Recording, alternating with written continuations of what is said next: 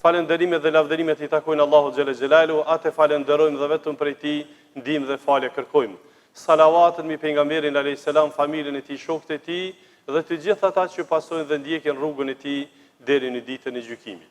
E me pastaj të ndershëm vëllezër besimtar të pranishëm, jemi duke trajtuar një temë që nga 4-5 javë më parë kemi filluar të flasim për një shkollë që kemi thënë se është shkollë hynore dhe se patjetër secili prej njerëzve domos do të kalon nëpër këtë shkollë. Prandaj edhe kemi pa domosdoshmëri të flasim për te.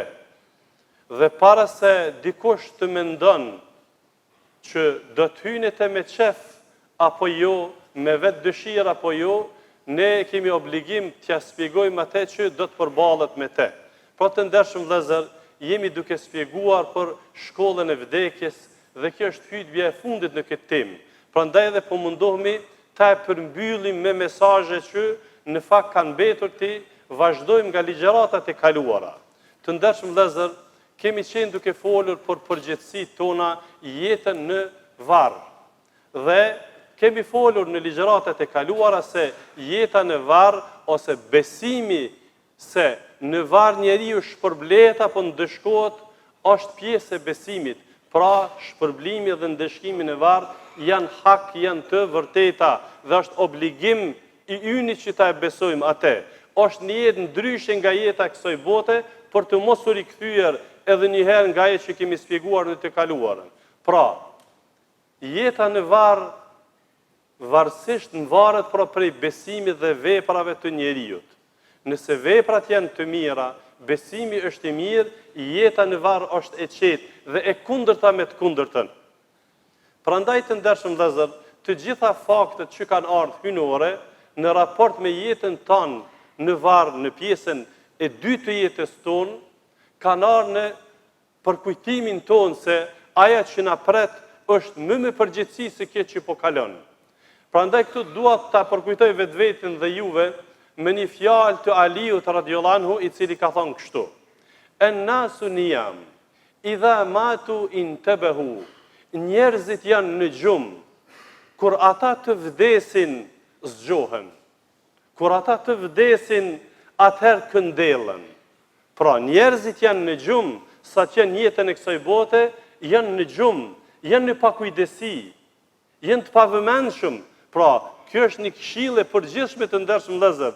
Nëse kjo thënie e Aliut radhiyallahu anhu ka ardhur në kohën e sahabëve, në kohën e shpalljes, po në kohën tonë, rutina e jetës, angazhimet e kështu me radhë, gjithsesi që ky mesazh është shumë I dobishëm në këtë kohë. Njerëzit janë në gjumë. Njerëzit janë nga fletë vëllezër. Sepse kështu Allahu xhelle xhelaluhu edhe e përshkruan gjendjen tonë në Kur'an. Në surën Rum, Allahu xhelle xhelaluhu thotë kështu: "Ya'lamuna zahiran min al-hayati ad-dunya wa hum 'anil akhirati hum ghafilun." Njerëzit në përgjithësi e dinë vetëm anën e jashtme të jetës kësaj bote. Dinë si të jetojnë, si të shehen, si të martohen, si të sigurohen, por janë në ignorancë totale nga ajo që do të vijë në botën tjetër. Fare nuk e njohin një pjesë e madhe njerëzve, madje siç kemi thënë ligjëratat e kaluara, kur ja përmend vdekjen, trishtohen, ftofen, madje thonë, a nuk keni ju tema tjera, veç për vdekjen më na fola. Pse? Sepse jenë lidhë ngushtë me jetën e kësaj bote dhe harrojnë që për çdo ditë po thirret vdiq filani edhe eja me shkund panet e filani e kështu me radhë. Prandaj ky citat o vëllezër na përkujton se jeta në varreza është jetë e vërtetë dhe varet nga besimi ynë dhe veprat që I bëjmë në jetën e kësaj bote. Kemi folur të ndershëm vëllezër për sprovat në varr. Në varr ka sprova. Kemi folur për to, sot do të flas për një që nuk kemi folur në kaluarën. Pra ka folur pejgamberi alayhis salam tekstualisht sepse jeta në varr varet nga shpallja, jo nga logjika, sepse njeriu nuk din asgjë për te. Pejgamberi alayhis salam ka thënë se prej sprovave për besimtarin varr është shtrëngimi I varrit. Dhe tekstualisht ka thënë kështu: varri ka shtrëngim. Sikur ti ke shpëtu dikush shtrëngimit të varrit, do ti ke shpëtu Saad bin Muadhi. E pse pikrisht Saad bin Muadhi radhiyallahu anhu? Sepse kur ka vdek Saad bin Muadhi të ndershëm vëllezër, është dridh arshi i Allahut, janë hap dyert e qiellit, kanë marrë pjesë në kufomen e tij, në gjenazën e tij 70.000 melaçe.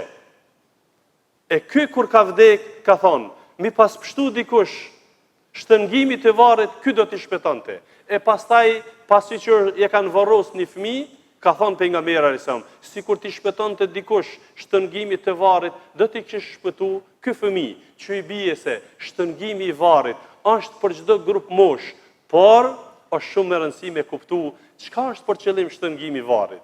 Dietarët e Ehlus Sunnetit, dietarët musliman kur e kanë komentuar shtëngimin e varrit kanë thënë kështu: varri e shtengon besimtarin sikur nëna që e shtengon të birin e tij. Me përmallim, jo shtëngim vuajtje, por me shtëngim përmallimi. Ndërsa për pabesimtarin dhe mëkatarin është shtëngim ndëshkimi.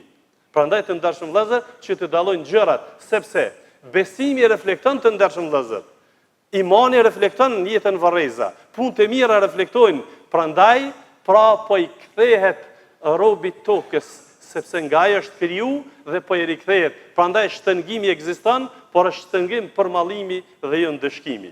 Të ndershëm vëllezër, në javën e kaluar kemi folur për shkaqet e dënimit në varr. Sot do të flas për shkaqet e shpërblimit në varr në pika shumë të shkurta. Pra, ashtu siç ndëshkohet pabesimtari dhe mëkatari në varr, besimtari shpërblehet dhe jeton jetë më të qetë. Por kuptoni vëllezër, nuk ka qetësi absolute pa e takuar Allahun xhelel xhelalu, pa hyrë në xhenet. Prandaj, ky sakrificë, edhe kjo e sodit, edhe të ngjashme determinojnë që në fakt duam të shpëtojmë nga ndëshkimet, nga sfidat dhe torturat e kësaj bote, edhe nga sfidat e varrit, derisa ta takojmë Allahun xhelel xhelalu. Prej shkaktarëve, dietarët islam prapë ndajnë ndysh shkaktarët e shpërblimit në varr. Shkaktarët e përgjithshëm janë ruajtja nga shkaktarët e dënimit që kemi përmend në javën e kaluar. Ndërsa shkaktarët e veçantë që na ndihmojnë të shpërblehemi në varr, në radhë parë vijet të ndershëm vëllezër, njohja e Allahut mirë dhe njësimi i tij. Njohja e Allahut mirë o vëllezër, duhet me lexu, kam thënë shumë herë dhe po e përsëris. Nuk mjafton vetëm me ra shahadet la ilaha illallah Muhammed Rasulullah. Nuk mjafton vetëm kjo. Kjo është çelësi, por duhet mu njoftu me Allahun edhe me njoft emra dhe cilësitë e Allahut xhelel xhelal. Me njoft që Allah është krijuesi ynë, është kujdestari ynë, ai na kujdestaron. Ai është mbikëqyrësi ynë, ai është krijuesi ynë, ai është furnizuesi ynë, ai është dhuruesi ynë, ai na mëshiron, ai na fal, por është edhe ndëshkuesi. Por dhe me njësu Allahun xhelel xhelalu. Pastaj për shpërblimin në varr është nënshtrimi ndaj Allahut në jetën e kësaj bote. Nënshtrimi ndaj Allahut determinon që robi ka punë të mirë me Allahun dhe nga drejtësia e Allahut është pra mos me lënë përvujtje e robën e tij në jetën e varr. Pastaj të ndershëm vëllezër, prej shkaktarëve të shpërblimit janë të gjitha veprat e mira. Veprat e mira pra i mundsojnë jetë të qetë në varr. E në radhë para dhitet vëllezër namazi, e pastaj agjerimi, e zekati, e haxhi, e respektimi prindërve, e respektimi musafirit, majtja lidhjeve farefisnore, të gjitha këto siç ka në hadithin e saktë, i qëndrojnë tek koka besimtarit dhe shoqërojnë deri në kohën e ringjalljes. Këto janë disa prej shkaktarëve që i mundsojnë robit besimtarit pra një jetë të qetë në varr. Lutim Allahun xhelel xhelalu për besim të mirë dhe vepra të mira, lutim Allahun për përfundim të mirë. E them këtë që ndëgjuat, kërkoj falje për vetë dhe për ju, kërkoni dhe ju falje sepse Allah është falës i madh. Të ndershëm vëllezër të pranishëm, shumë ka gjëra të cilat janë faktor dhe shkaktar të shpëtimit ose të shpërblimit në varr. Në mesin e tyre janë të gjitha llojet e shehidllakut, janë shkaktar i shpërblimit në varr. Pastaj vdekja nga smundjet e barkut. Kështu ka në hadithin e pejgamberit alayhis salam, këtu hyn kanceri dhe çdo smundje që vdes njeriu nga smundjet e barkut. Thot pejgamberi sa tekstualisht: "Men yaqtulhu batnuhu", ato që e myt barku i tij se vdes nga smundjet e barkut, "Falan yu'adhab fi qabri", nuk do të ndeshkohet në varr. Pastaj vdekja në ditën e xumë ose natën e saj në është shkaktari i shpërblimit në varr. E pastaj të ndershëm vëllezër, leximi i suratul Mulk, i kaptirës Tebarek, kështu ka thonë pejgamberi sa, suratu Tebarek mani'atun min adhabil qabr. Ai që e lexon kaptinën Mulk, pra para xhumit çdo natë ka lexuar pejgamberi sa, është pra shkaktare e shpërblimit në varr. Edhe veprat e tjera të panumëruara, që i bie të ndershëm vëllezër se besimi i mirë dhe veprat e mira, sinqeriteti, diniteti, krejt këto adresohen në konton e sevapeve të robit mirë të Allahut, dhe kjo determinon një jetë qetë edhe në varr derisa të vijë pra periudha tjetër, pra e ringjalljes, për të cilën temë do të shoqërohemi inshallah në vijim. Lutim Allahun e Madhërisëm që Allah na mundson jetë me besim në jetën e kësaj bote dhe me vepra të mira, fund të mirë. Allah na shpëtoi nga azabi, dënimi i jetës së kësaj bote, por edhe nga vujtjet në varr.